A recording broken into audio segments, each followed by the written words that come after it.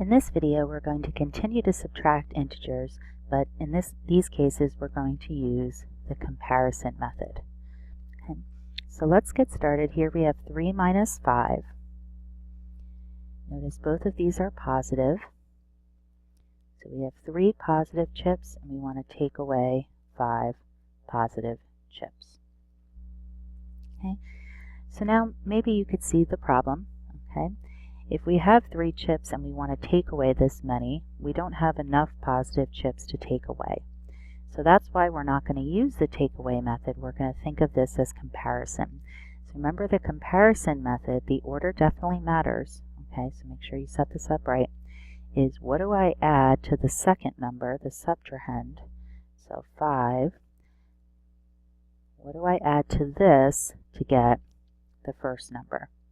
And we call this a missing add-in problem. We're trying to find what we add to 5 to get 3. So let's start with our 5. Now, what do we add on to this to make it look like 3? Well, this is where we're going to use our canceling chip idea. So I want 2 of the positive chips to cancel, so I'm going to add on 2 negative chips. And when I do that, these cancel out, and the result is the 3 I was trying to get. So we want 2 negative chips as our simplified difference. So 3 minus 5 equals negative 2. Let's look at the next one. We're starting with 5 negative chips.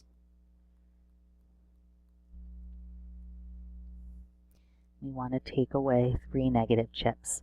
But again, how do you take away 3 negative chips from 5 positive chips? There's no ones to take away. So instead we think, what do I add on to negative 3 to get a result of positive 5? So we're going to start with negative 3 and add on chips until it looks like 5. Well, I know I have to get all of the negatives to cancel, so I'm going to add on 3 positive chips. Now this equals 0, but I need it to equal 5, so I'm going to add on 5 more positive chips.